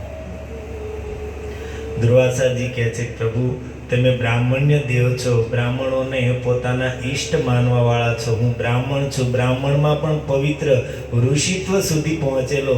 ભગવાન કહે છે દુર્વાસાજી, અત્યારે મને કાંઈ યાદ નહીં આવતું, આપણી યાદ શક્તિ ઓછી થઈ ગઈ. બ્રાહ્મણ્ય દેવ છું, બ્રાહ્મણોને આશ્રય આપું છું, બધું જ છે, પણ જ્યાં સુધી મારા ભક્તોની વાત નથી ત્યાં સુધી. મારા ભક્તો સામે પછી કોઈ બ્રાહ્મણ નથી, કોઈ દેવતા નથી, કોઈ નહીં. આ જગતમાં મારાથી મોટા મારા ભક્તો છે. પહેલી વખત એવી ઘટના બની કે ભગવાનની શરણમાં કોઈ ગયા હોય અને ઠાકોરજીએ ના કહી દીધી કે આપણે રક્ષા, ઊંચા હાથ કરી દીધા કે આપણે આમાં કાંઈ નહીં કરી શકીએ. યદ્યપિ ભગવાને રામાવતારમાં પ્રતિજ્ઞા કરી છે, સમુદ્રને સાક્ષી રાખીને સકૃત એવ પ્રપન્ના તવાસ્મીતિ ચ યાચતે અભયમ સર્વભૂતેભ્યો દદામિ એતદ વ્રતમ મમ. એક વખત પણ કોઈ મારી શરણમાં આવીને કહી દે હે પ્રભુ, હું તમારો છું, મારી રક્ષા કરો, તો પછી હું એને બધી જ પ્રકારથી, ત્યાં સુધી કે યમરાજથી પણ અભય કરી દઉં છું. આ ભગવાને પ્રતિજ્ઞા લીધી છે વાલ્મીકી રામાયણમાં. પરંતુ એ જ ભગવાન આજે દુર્વાસાજી જેવા મહાન ઋષિ શરણમાં ગયા તો ભગવાને હાથ ઊંચા કરી દીધા. દુર્વાસાજી, અહમ ભક્ત પરાધીન, હું આમાં કાંઈ કરી શકું એમ નથી. તમારે જો બચવું હોય તો જેમનો અપરાધ કરીને આવ્યા છો એ અમરીશના શરણમાં જાઓ. એ કદાચ ક્ષમા કરશે તો તમે બચી શકશો, બાકી કોઈ ઉપાય નથી. તો ભગવાન બ્રાહ્મણ્ય દેવ તો છે જ, પણ એનાથી મોટા ભક્ત વત્સલ છે. પોતાના ભક્તો પ્રત્યે એટલો સ્નેહ છે, આદર છે. રાજસુ યજ્ઞની કથા આપણે સાંભળીએ છીએ. યુધિષ્ઠિર મહારાજે રાજસુ યજ્ઞ કર્યો, તો યજ્ઞમાં બધાને અલગ અલગ સેવા સોંપવામાં આવી. કર્ણને દાન દેવાની સેવા સોંપવામાં આવી. દુર્યોધનને કોષાધ્યક્ષ બનાવ્યો, બોલો, જેટલો ભંડાર લૂંટાવા. ભીમસેનને અને દ્રૌપદીએ રસોઈ વિભાગ સંભાળ્યો. તો બધાને અલગ અલગ સેવા આપવામાં આવી. તો ભગવાન દ્વારકાધીશે એમાં શું સેવા લીધી? 2 સેવા લીધી. જે સંતો પધારે એમના ચરણો ધોવાના, અને બીજું સંતો પ્રસાદ લઈને ઊભા થાય તો એના ઉચ્છિષ્ટ પત્તર ઉઠાવવાની. આ 2 સેવા કોણે લીધી? જે રાજસુ યજ્ઞમાં સૌથી પહેલી પૂજા જેમની થઈ હતી. રાજસુ યજ્ઞમાં એવું વિધાન હોય કે જે સર્વશ્રેષ્ઠ હોય એનું પૂજન કરવામાં આવે. એ સમયે રાજસુ યજ્ઞમાં, યુધિષ્ઠિર મહારાજના યજ્ઞમાં નારદજી ઇત્યાદિ સમસ્ત બ્રહ્મર્ષિઓ હતા, દેવર્ષિઓ હતા, એકથી મોટા એક દેવતાઓ હતા, ઋષિઓ હતા, રાજા મહારાજાઓ હતા. પણ એ બધાની અંદર સૌથી પહેલી પૂજા, પ્રથમ પૂજનીય ભગવાન કૃષ્ણ બન્યા. અને એ જ ભગવાનની સેવા શું છે? સૌથી નીકળી સેવા. જે સૌથી મહાન છે એની સેવા શું છે? સૌથી નિમ્ન, જૂઠા પત્તર ઉઠાવાય. તો આ બધી કથાઓ પરથી આપણને સમજાય કે ભગવાનને સંતો પ્રત્યે, પોતાના ભક્તો પ્રત્યે કેટલું વાત્સલ્ય છે, કેટલો સ્નેહ છે, કે જેમની જૂઠી પત્તર ઉઠાવવાને પણ ભગવાન પોતાનું સૌભાગ્ય માને છે. તો હા, અચ્યુત ધર્મિનામ શબ્દ ઉપર આપણે ચર્ચા કરતા હતા કે દ્વારકાવાસીઓ બધા ભગવાનનો જે ધર્મ છે, શું ધર્મ? બ્રાહ્મણો પ્રત્યે અને વૈષ્ણવ પ્રત્યે આદર. અને એટલા માટે સુદામાજીને કોઈએ રોક્યા નહીં, અને એ સ્થાનમાં પહોંચી ગયા કે જ્યાં મોટા મોટા વિશાલ યાદવ વંશીઓના મહેલો ઊભા છે. ત્યાં જઈને પૂછ્યું કે ભાઈ, કૃષ્ણના મહેલ ક્યાં છે? કૃષ્ણનું નિવાસસ્થાન ક્યાં છે? તો ચાલતા ચાલતા સુદામાજી એ સ્થાન પર પહોંચ્યા કે જ્યાં ગૃહમ દ્વય અષ્ટ સહસ્ત્રાણામ મહિષીનામ હરેર દ્વિજા. દ્વય અષ્ટ અર્થાત 2 વાર 8, 16,000 મહિષીનામ રાણીઓના જે મહેલ હતા ત્યાં આગળ સુદામાજી પહોંચ્યા છે. અને એમાં સૌથી પહેલો જે મહેલ હતો, વિવેશ એકતમમ શ્રીમદ, સૌથી પહેલો જે ભવન હતો, રૂકમણી અંતઃપુરદ્વારી ત્રિષ્ણિં ક્ષણમ તસ્તો. એ રૂકમણીજીનો જ ભવન હતો, રૂકમણીજીનો જ મહેલ હતો. અને ત્યાં જઈને સુદામાજી દ્વાર પાસે ઊભા રહ્યા. તો ત્યાં રૂકમણીજીના મહેલના દ્વાર પાસે પહોંચતાની સાથે જ સુદામાજીને એવો અનુભવ થયો કે બ્રહ્માનંદમ ગતો યથા. એટલું સુખ, એટલો આનંદ એને થયો કે એવું લાગવા માંડ્યું કે શું સાક્ષાત બ્રહ્માનંદના સમુદ્રમાં હું ડૂબકી મારી રહ્યો છું. એ દ્વાર પાસે જઈને ઊભા રહેવા માત્રથી સુદામાજીની અંદર માનો એક આનંદની લહેર ઉભરાણી. અને કેમ ન થાય? આનંદ સ્વરૂપ ભગવાન જ્યાં સાક્ષાત રૂકમણીજી સાથે નિવાસ કરતા હોય. આપણને પણ થોડોક અનુભવ છે કે મંદિરોમાં જ્યાં ભગવાનની નિયમિત સેવા થતી હોય, જ્યાં નિયમિત રૂપથી કથા કીર્તન થતા હોય, જ્યાં ભજન કરવાવાળા સંતોનો નિવાસ હોય, એવા સ્થાને, એવા મંદિરમાં જઈએ થોડોક સમય, તો પણ આપણને આમ કંઈક થોડીક શાંતિ મળે. સંસારની ચિંતા ઉપાધિઓને કમસે કમ એટલા સમય માટે તો આપણે ભૂલી જ જઈએ. તો પછી આ તો સુદામાજી તો સાક્ષાત ભગવાન જ્યાં બિરાજમાન છે રૂકમણીજી સાથે એ મહેલના દ્વાર પર પહોંચ્યા. બ્રહ્માનંદમ ગતો યથા, એટલો આનંદ તો સાક્ષાત બ્રહ્માનંદમાં ડૂબી ગયા હોય. ત્યાં જઈને દ્વારપાળોને કીધું કે ભાઈ, તમે અંદર જઈને પૂછો દ્વારકાધીશને કે મારે મળવું છે.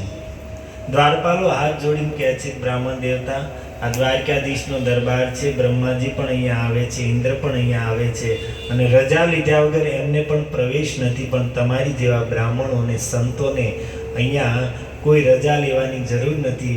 તમારી માટે દ્વારકાધીશના દ્વાર 24 કલાક ખુલ્લા છે, તમે વગર રોકટોકે અંદર જઈ શકો છો. સુદામાજી કહે છે કે નહીં ભાઈ, મારો મિત્ર એટલો મોટો રાજા છે, તો કદાચ કંઈક વ્યસ્તતામાં હોય તો કમસે કમ એને તમે પૂછી ગયો. સુદામાને ભય હતો કે કદાચ મને ઓળખે ન ઓળખે, આવી સ્થિતિમાં હું આવ્યો છું. કીધું કે તમે જઈને અને પરિચય આપીને કહો કે ભાઈ હું મળવા માટે આવ્યો છું. દ્વારપાલો અંદર ગયા. ભગવાન રૂકમણીજીના પલંગ પર બિરાજમાન છે.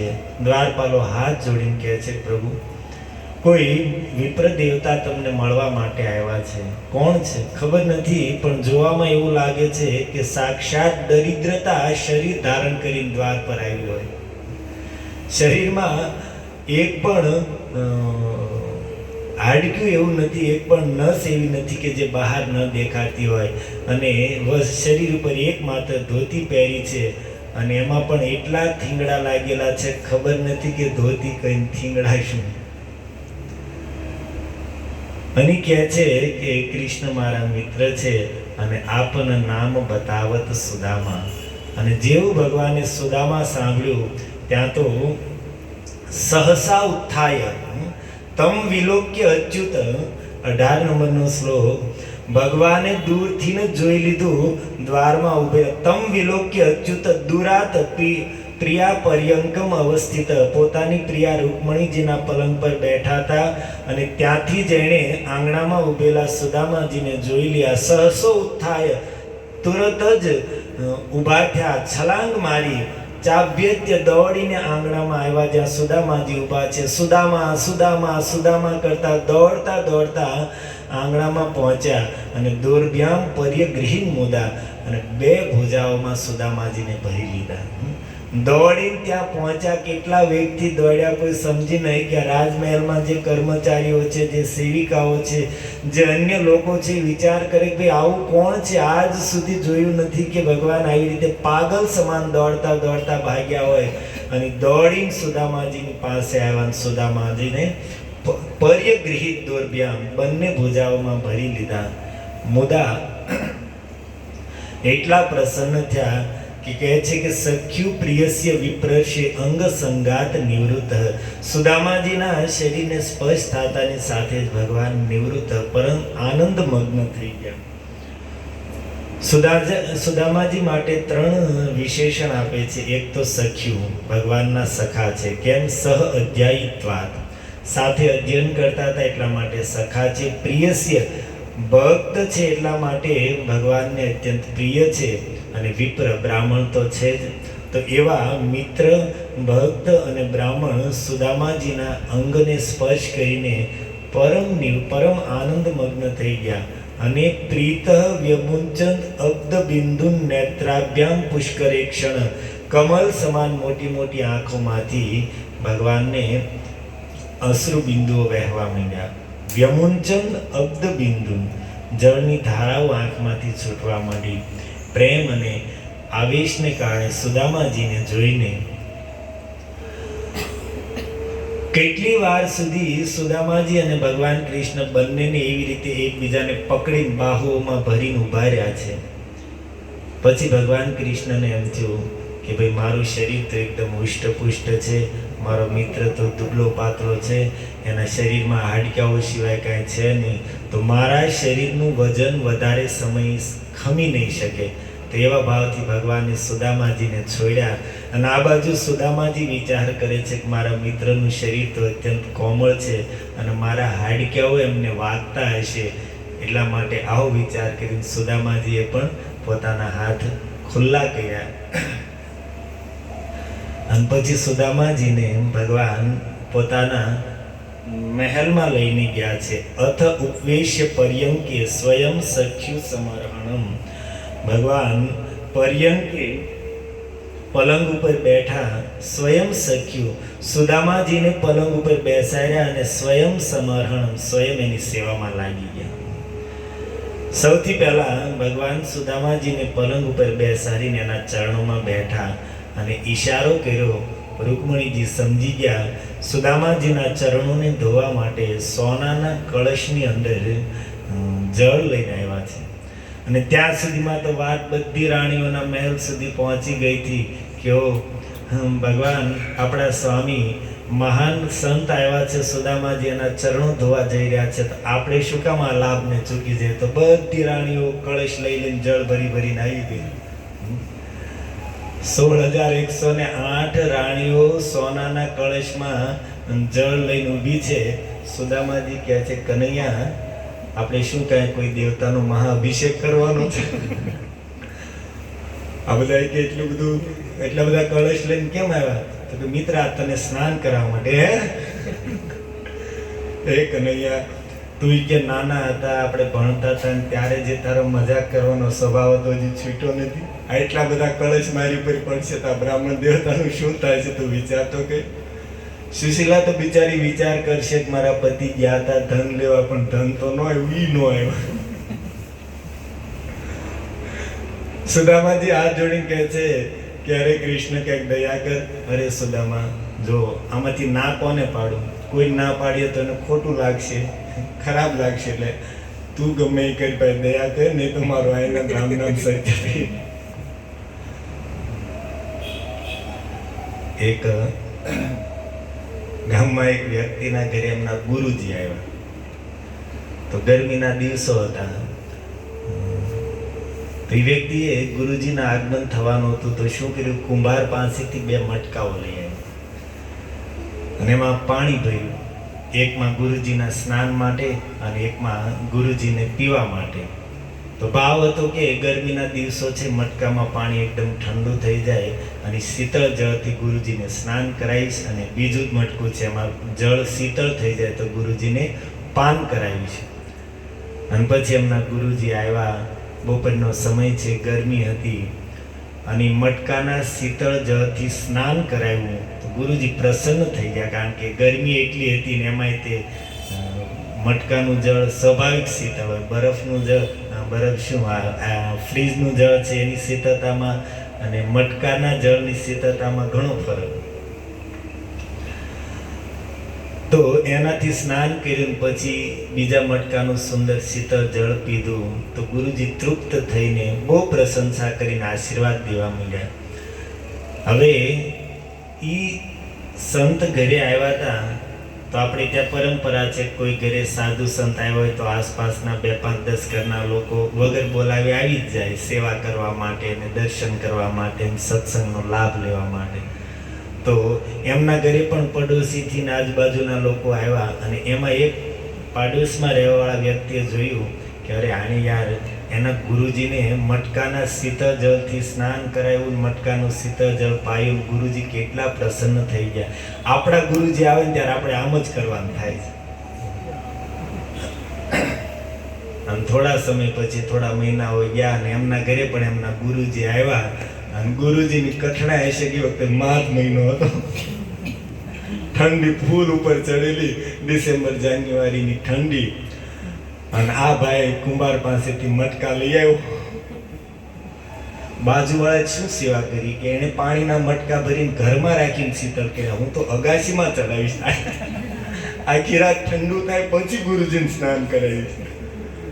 અને માર્ચ મહિનાની ઠંડીમાં અગાશીમાં એ મટકા મૂક્યા અને ઠંડુ જળ થયું. સવારમાં ગુરુજીને કે ગુરુજી બેસી જાઓ, તમને સ્નાન કરાવીશ. ગુરુજી કે પણ શું બેટા આ શું? અરે ગુરુજી શીતળ જળ છે. અરે બેટા ઠંડીનો સમય છે, અત્યારે તો ગરમ જળથી સ્નાન કરવાનું હોય. નહીં, પાડોશમાં જ્યારે એના ગુરુજી આવ્યા તો એણે શીતળ જળથી સ્નાન કરાવ્યું, તો હું તો એનાથી પણ વધારે શીતળ જળથી સ્નાન કરાવીશ. હું શું પાડોશીથી કમ છું? મારા ગુરુજી શું એના ગુરુજીથી કમ છે? ગુરુજી બહુ સમજાવે પણ આ છેલ્લો 1 ને 2 નો થયો. ગુરુજી કે ભાઈ કોઈ સહાય કરો ને તો આ ગુરુજીનું રામ નામ સત્ય કરી નાખ્યું. સુદામાજી કહે છે કન્યા તું કઈક કર, નહીં તો આટલા બધા કળશ માથે પડશે તો મારી જેવો બ્રાહ્મણ, દુર્બળ બ્રાહ્મણ એમના રામ નામ સત્ય થઈ જશે. તો ભગવાન કહે છે કે જો દેવ તમે બધા તમારા બધાના કળશમાંથી 1 ચમચી જળ છે એ કળશમાં નાખો. અને બધી રાણીઓ પછી થોડું થોડું 1 ટીપા જળ નાખ્યું અને ઈ કળશ લઈને રૂકમણીજી આવ્યા. ભગવાન ઉપહત્ય અવનિજ્યા સુદામાજીના ચરણોમાં બેઠા છે એના પગ ધોવા માટે, પણ દેખી સુદામા કી દીન દશા કરુણા કરકે કરુણા નિધિ રોય. સુદામાજીના ચરણોની સ્થિતિ જોઈ તો જ્યાં હોય ત્યાં કાંટા લાગેલા છે, કાંકરાઓ છે, ચરણોમાં હડ્ડીઓ સિવાય કંઈ છે જ નહીં. અને આ સ્થિતિ જોઈને ભગવાનની આંખમાંથી આંસુ વહેવા માંડી. અને રૂકમણીજી જે જળ લાવ્યા હતા એની તો જરૂર પણ ન પડી. પાણી પરાત કો હાથ છુયો નહીં, નૈનન કે જલતે પગ ધોયો નહીં. ભગવાનના આંખોના બિંદુઓથી જ સુદામાજીના ચરણો ધોવાઈ ગયા. અને પછી એ સુદામાજીના ચરણોને ધોયેલું પવિત્ર ચરણામૃત હતું. એની માટે કહે છે કે અગૃહિત શિર સારાજન ભગવાન લોક પાવન. અગૃહિત શિર સારાજન ભગવાન લોક પાવન. સુખદેવજી કહે છે કે રાજન, જે સંપૂર્ણ ત્રિલોકને પાવન કરવા વાળા છે ભગવાન પોતે આજ સુદામાજીના ચરણામૃતને અગૃહિત શિરસા મસ્તક પર ધારણ કરે છે. આ વાત સાંભળીને તો સુદામાજીનું ચરિત્ર સુખદેવજીને સ્મરણમાં આવી ગયું. હું સંતોના ચરણામૃતની મહિમા પરીક્ષિતજીના મુખેથી સાંભળી તો આપમેળે સ્વભાવથી જ સુદામાજીની કથા યાદ આવી ગઈ. અને એ જ ઘટના અત્યારે થઈ રહી છે. સુદામાજીના ચરણોને ધોઈને લોક પાવન કહેવાનો અર્થ છે કે તત શિક્ષણેન લોકાન પાવયિતુમ ઇતિ. અર્થાત ભગવાન પોતાના આચરણથી સંસારને શિક્ષા દઈ રહ્યા છે કે સંતોના ચરણોને ધોઈને એમનું ચરણામૃત પાન કરવું જોઈએ, મસ્તક પર ધારણ કરવું જોઈએ. સૌથી પાવન થવાની ઉત્તમ વિધિ આ છે. ઇતિ લોક શિક્ષણ યદ્વા, અથવા તો ભગવાન અપી લોક પાવનો અપી અગ્રિત. જે ભગવાન હોવા છતાં, જે ત્રિલોકને પાવન કરવાવાળા હોવા છતાં એમણે પણ સુદામાજીનું ચરણામૃત મસ્તક પર ધારણ કર્યું. જેમના ચરણોમાંથી નીકળેલી, જેમનું ચરણ ધોવન ગંગાજી ત્રણેય લોકને પવિત્ર કરે છે. અને ઈ ગંગાજીનું ઉદ્ગમ સ્થાન જે ભગવાનના ચરણોમાં છે, એ ત્રિલોક પાવન ભગવાન સ્વયં આજ સુદામાજીના ચરણામૃતને મસ્તક પર ધારણ કર્યું. અને એટલું જ નહીં, મસ્તક ઉપર ધારણ કર્યું, એનું પાન કર્યું અને સંપૂર્ણ દ્વારકામાં એનો છિડકાવ કરાયો. અને ત્યાર પછી સુદામાજીની આવી સુંદર ચરણોની સેવા કરીને વ્યલિંપત દિવ્ય ગંધેન, સુદામાજીને પછી ચરણોને લૂછ્યા છે અને એમના શરીર ઉપર દિવ્ય સુગંધી અર્થાત અત્તર લગાવ્યું. ચંદન અગરુ કુમકુમે, મસ્તક પર ભગવાને ચંદન લગાડ્યું, કુમકુમનો ચાંદલો કર્યો. ધૂપે સુરભી ભીર મિત્રે, પોતાના મિત્ર સુદામાજીને ધૂપ, સુરભી અર્થાત સુગંધિત ધૂપ અને પ્રદીપ અવલીબી, પહેલા ધૂપથી આરતી કરી અને પછી પ્રદીપ અવલીબી અર્થાત એક દીવોની આરતી તૈયાર કરી હતી. એમાં દીપાવલી અનેક દીપ ગોઠવેલા હતા અને થાળીથી સુદામાજીની આરતી ઉતારી છે. મુદા પ્રસન્નતાપૂર્વક અર્ચયિત્વા, બધી જ રીતે સુદામાજીનું પૂજન કરીને ત્યાર પછી સુંદર ભોજન કરાવ્યું સુદામાને. ભોજન કરાવીને તાંબુલમ, સુદામાજીને તાંબુલ અર્થાત પાન ખવડાવ્યું છે. અને પછી સંતોને ભોજન કરાવીને અંતિમ વિધિ છે દક્ષિણા આપવી જોઈએ. કાંઈ તો ભગવાન ગામચ ગાયોનું દાન કર્યું છે સુદામાજીને, ગાયો આપી છે દાનમાં. અને અંતમાં સ્વાગતમ અબ્રવીત, અને પછી વાણીથી અંતમાં સ્વાગત કરે છે કે મિત્ર, તમારા પધારવાથી આજ મારી આ દ્વારકા નગરી પવિત્ર થઈ ગઈ. આજ આ મારા રાજમહેલમાં તમારો ચરણો પડવાથી આ મારો મહેલ પવિત્ર થઈ ગયો, મારા પિતરો તૃપ્ત થઈ ગયા. યોગ્ય તો એ હતું કે હું સામે ચાલીને મિત્ર તારી પાસે આવું, પરંતુ રાજ્ય કાર્યમાં વ્યસ્તતાને કારણે હું તો ન આવી શક્યો. પણ બહુ મોટી કૃપા કરી કે આ સ્થિતિમાં, એટલા દુર્બળ શરીરમાં પણ હે મિત્ર તમે સામે ચાલીને મારી પાસે આવ્યા. આવી રીતે સુંદર સુંદર શબ્દો દ્વારા, વાણી દ્વારા ભગવાને સુદામાજીનો સત્કાર કર્યો, સ્વાગત કર્યું. બધું જ થઈ ગયું, સુદામાજીનું સ્વાગત સત્કાર થઈ ગયું. એટલે હવે આશીર્વાદ લેવાનો ક્રમ ચાલુ થયો. 16,108 લાઈનમાં ઊભી રહી ગઈ. સુદામાજી આશીર્વાદ દેવાનું ચાલુ કર્યું. પહેલા પ્રણામ કર્યા ને અખંડ સૌભાગ્યવતી ભવ, અખંડ સૌભાગ્યવતી ભવ. 8-10-20 વાર આમાં હાથ કર્યો, પછી થાકી ગયા. સૌભાગ્યવતી ભવ, સૌભાગ્યવતી ભવ. થોડી વાર ચાલ્યું, ભવ ભવ. કનૈયા હવે કેટલી લાઈન બાકી છે મિત્ર? ચાલુ રાખો, ચાલો. પણ કેટલી બાકી? હજી તો કે બસ 10% ગયું, 90% બાકી, 90-95% લાઈન બાકી છે. ચાલુ રાખો. અરે કનૈયા, એટલી બધી શક્તિ નથી ભાઈ, તો કઈક ઉપાય કર, નહીં તો આપણે આશીર્વાદ નહીં દઈ શકીએ. તો ઠાકોરજી બધી રાણીઓને કહે છે, દેવી તમે બધી જ એક સાથે મારા મિત્રને પ્રણામ કરી લો, બધાને એક સાથે મારો મિત્ર આશીર્વાદ આપશે.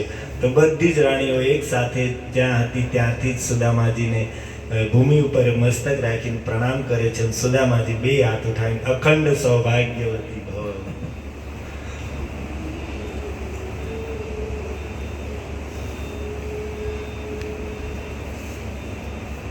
અને આવી રીતે સુદામાજી સ્વાગત સત્કાર થયો, બધાને આશીર્વાદ દીધા. અને હવે ઈ સુદામાજીને ભગવાન પોતાના પલંગ પર બેસાડે છે. જે પલંગ સાથે ભગવતી મહાલક્ષ્મી રૂકમણીજી સાથે ભગવાન વિશ્રામ કરે છે, ઈ પલંગ ઉપર ભગવાન સુદામાજીને બેસાડે છે. કયા સુદામા? તો લખે છે કુચેલમ, જેના વસ્ત્રો મેલા હતા. મલિન, કુચેલમ ફાટલા હતા, મલિનમ મેલા હતા, ક્ષામમ અને ભૂખ્યા હતા. ભૂખને કારણે દ્વિજમી બ્રાહ્મણની શું સ્થિતિ હતી? ધમની સંતતમ, શરીરની એક એક રગ બહાર નીકળેલી હતી. મેલા ફાટલા વસ્ત્ર પહેરેલા હતા, ભૂખથી અત્યંત દુર્બળ હતા અને શરીરની એક એક નસ બહાર નીકળેલી હતી. પણ એવા સુદામાજીને આજ ભગવાને સ્વીકાર કરી લીધો, ભગવાને અપનાવી લીધા. તો ઠાકોરજી અપનાવ્યા તો આજ મહાલક્ષ્મી રૂકમણી પણ એની સેવામાં લાગી ગઈ. દેવી પર્યચરત સાક્ષાત ચામર વ્યજનેન ચ. સાક્ષાત ભગવતી મહાલક્ષ્મીજી હાથમાં ચામર લઈને, વ્યંજન લઈને સુદામાજીની ઉપર પંખો કરી રહ્યા છે. કયા સુદામાજી? ફાટલા ટોટલા વસ્ત્ર પહેરીને જે આવ્યા છે, ભિખારીઓ જેવું જેનું સ્વરૂપ છે, પણ ભગવાન કૃષ્ણએ અપનાવી લીધા તો આજ લક્ષ્મી એની સેવામાં લાગી ગઈ. એટલા માટે જ શ્રીમદ ભાગવતમાં સ્પષ્ટ લખ્યું છે, પંચમ સ્કંદમાં લક્ષ્મીજી પોતે કહે છે, મત પ્રાપ્તયે સુરાસુર અજેશ સુરાસુરાદય તપ્યંતિ ઉગ્રમ તપમ ઇન્દ્રિયે ધીએ. મને પ્રાપ્ત કરવા માટે બ્રહ્માજી, ઇન્દ્ર ઇત્યાદિ મોટા મોટા દેવતાઓ ઉગ્ર તપ કરે છે. ઉગ્રમ તપમ તપ્યંતિ ઇન્દ્રિયે ધીએ, પોતાની ઇન્દ્રિયો અને બુદ્ધિ દ્વારા ઉગ્ર તપ કરે છે. પરંતુ ભગવાનને લક્ષ્મીજી સ્તુતિ કરતા કહે છે, વૃત્તે ભવત પાદ પરાયણાન નમામ. તમારા ચરણોનો આશ્રય લેવાવાળા કોઈ વૈષ્ણવને છોડી મને કોઈ પ્રાપ્ત કરી શકતું નથી. લક્ષ્મીજી કહે છે કે મને પ્રાપ્ત કરવા માટે મોટા મોટા દેવતાઓ ઉગ્ર તપસ્યા કરે છે, પરંતુ વૃત્તે ભવત પાદ પરાયણાન ન મામ. તમારા ચરણોના આશ્રિત ભક્તોને છોડી મને કોઈ પ્રાપ્ત કરી શકતું નથી. તમે કહેશો અત્યારે તો આપણે જોઈએ છે ભક્તો ઠન ગોપાલ છે, બાકી બધા પાસે લક્ષ્મીજી છે. લક્ષ્મીજી અહીંયા કહે છે કે તમારા ભક્તોને છોડીને મને કોઈ પ્રાપ્ત કરી શકતું નથી. સમાજમાં તો જોવામાં આવે છે કે ભક્તો કરતા તો બીજા લોકો પાસે ધન વધારે છે, સંપત્તિ વધારે છે. તો લક્ષ્મીજી કહે છે કે મને મારા મૂળ સ્વરૂપથી તમારા ભક્તોને છોડીને કોઈ પ્રાપ્ત કરી શકતું નથી. લક્ષ્મીજીના 4 સ્વરૂપોનું વર્ણન શાસ્ત્રમાં છે. તામસી લક્ષ્મી, રાજસી લક્ષ્મી, સાત્વિકી લક્ષ્મી અને નિર્ગુણા લક્ષ્મી. તામસી લક્ષ્મીજીનું, તામસી જેની પાસે સ્વરૂપ છે, અર્થાત તમોગુણી જે લક્ષ્મી ધન છે, તો એ ધન જેમ જેમ વધશે એમ વ્યક્તિના જીવનમાં વ્યસન વધશે, વ્યભિચાર વધશે, પાપ પ્રવૃત્તિ વધશે, જુગાર વધશે, વ્યસન વધશે, માંસાહાર વધશે. તામસી લક્ષ્મી છે એ જીવની બુદ્ધિને ભ્રષ્ટ કરીને પાપમાં લગાડશે. રાજસી લક્ષ્મી જેની પાસે વધશે, રજોગુણી લક્ષ્મી, તો એ લક્ષ્મી જેમ જેમ વધશે એમ વ્યક્તિની અંદર ભોગ વૃત્તિ વધશે, ઈર્ષ્યા વધશે, સ્પર્ધા વધશે, મનોરંજન વધશે, સંસારની પ્રવૃત્તિઓ વધશે. આ બધું રજોગુણી લક્ષ્મીનું કાર્ય છે. ઐશ્વર્ય વૈભવને દેખાદેખી આ રાજસી લક્ષ્મી છે. ત્રીજું લક્ષ્મીજીનું સ્વરૂપ કીધું છે સાત્વિકી લક્ષ્મી.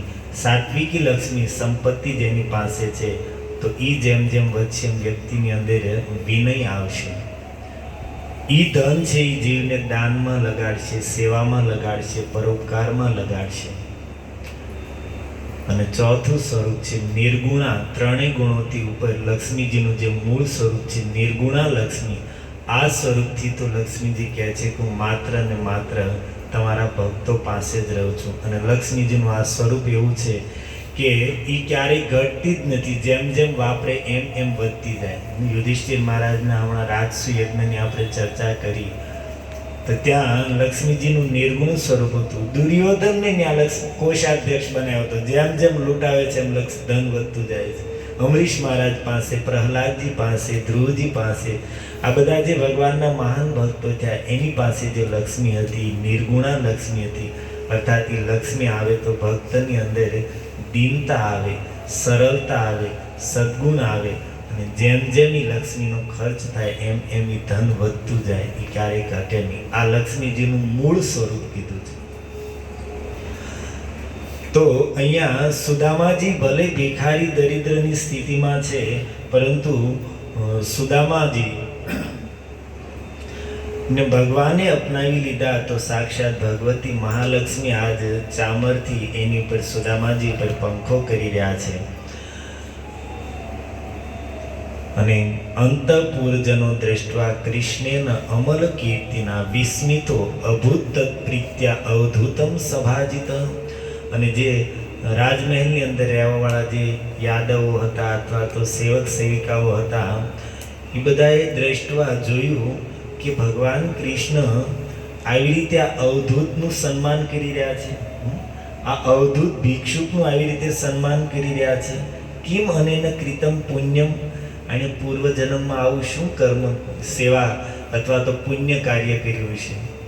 કિમ અનેન કૃત્યમ પૂર્વમ. આ જન્મમાં તો એને કંઈ પુણ્ય કર્યું હોય એવું જોવા ખાવાનું હોય એવું એમ લાગતું નથી. આમાં દાન પુણ્ય ક્યાં કરે?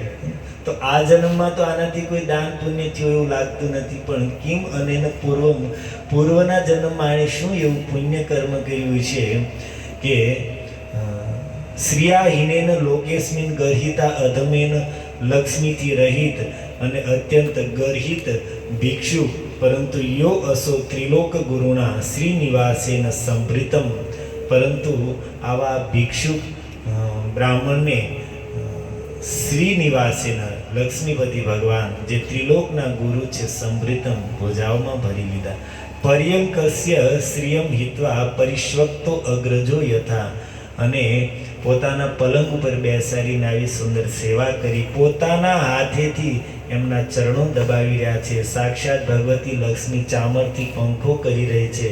અને સુદામાને આ ભિક્ષુકને લક્ષ્મીપતિ ભગવાન ત્રિલોક ગુરુ ભગવાન એવી રીતે ભેટ્યા કે અગ્રજો યથા. આવું સન્માન તો એ માત્ર પોતાના મોટા ભાઈ બલરામનું કરે છે. બાકી આજ સુધી પ્રદ્યુમ્ન ઇત્યાદિ એમના પુત્રોને પણ આવું સૌભાગ્ય નથી મળ્યું. એની વિશે પણ એને જોયું નથી કે એનું એટલું ભવ્ય સ્વાગત ભગવાન કૃષ્ણે કર્યું હોય, એને આવી રીતે આનંદપૂર્વક ભુજાઓમાં ભર્યા હોય. પરંતુ આ મલિન વસ્ત્રવાળા આ ભિક્ષુક અવધૂતે આવું તો શું કર્યું છે કે એને આવું મોટું સૌભાગ્ય પ્રાપ્ત થયું. ત્યાં જે લોકો હતા એ સુદામાજીને જોઈને ભગવાને એનો જે સત્કાર કર્યો આ જોઈને પરસ્પર આવી ચર્ચા કરી રહ્યા છે. અને આ બાજુ સુદામાજીને એટલો સંકોચ થઈ રહ્યો છે, એટલી લજ્જા આવી રહી છે કે ક્યાં તો હું ભિક્ષુક થીંગડાવાળી ધોતી પહેરેલી છે ને ક્યાં મારા મિત્રનો વૈભવ ને કેવી મારી સેવા કરી, કેવું મારું સ્વાગત કર્યું, કેવો મારો સત્કાર કર્યો. આ જોઈને સુદામાજીને મનમાં લજ્જા થઈ રહી છે, શરમ લાગી રહી છે. અને ભગવાન તો અંતર્યામી છે, એણે જોઈ લીધું. સુદામાજીના મનનો સંકોચ જાણીને ભગવાને વાત ફેરવી. સુદામાજીના મનનો સંકોચ દૂર કરવા માટે ઠાકોરજી વાત ફેરવે છે કે મિત્ર, તને યાદ છે કે આપણે સાથે ગુરુકુળમાં ભણતા હતા? તો ગુરુકુળની વાત ચાલુ કરીને બધા પ્રસંગો હવે ભગવાન આખી રાત્રિ સુદામાજી સાથે બેસીને એ પૂર્વની ઘટનાઓને સ્મરણ કરશે કે ત્યાં આપણે કઈ રીતે રહેતા હતા, કઈ રીતે ગુરુ માતાના આદેશથી એક દિવસ આપણે વનમાં ગયા હતા, અને આ બધા પ્રસંગો ભગવાન સ્મરણ કરાવશે. તો કાલ આપણે સાંભળશું. હરે કૃષ્ણ કૃષ્ણ કૃષ્ણ હરે હરે, હરે રામ રામ રામ હરે હરે. શ્રીલ પ્રભુપાદ કી જય.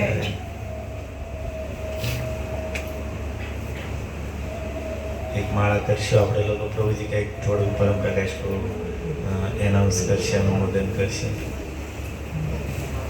બધાને માળા આપે ત્યાં સુધી તમે કંઈક. હરે કૃષ્ણ હરે કૃષ્ણ હરે કૃષ્ણ કૃષ્ણ કૃષ્ણ હરે હરે, હરે રામ રામ રામ હરે હરે. ખૂબ સુંદર પાવન ચરિત્ર કૃષ્ણ સુદામા મિલન આપણને રસપાન કરાવી રહ્યા છે પ્રભુજી. ભાગવતમાં ઘણા ચરિત્રો છે ભગવાનને પ્રસન્ન કરવા અને ભક્તોને પણ પ્રસન્ન થાય એવું ચરિત્ર કૃષ્ણ સુદામા ચરિત્ર. અને એમાં ભગવાનનું ભક્ત વાત્સલ્યતા અને મિત્રતા, ભગવાન બાળપણના સખા હોવા છતાં જ્યારે એટલા વર્ષો બાદ પણ જ્યારે ભગવાનને મળે છે, ત્યારે ભગવાન પોતાની ભગવત્તા ભૂલી અને એકદમ ગુરુકુળના આગળ ચર્ચા થશે કાલે, એકદમ નીચેના સ્ટેજ પર આવી અને મિત્ર સાથે કઈ રીતે બાળપણના દિવસોમાં લીલાઓ ઇત્યાદિ થઈ ગુરુકુળમાં રહ્યા એ બધી સ્મરણ કરે છે.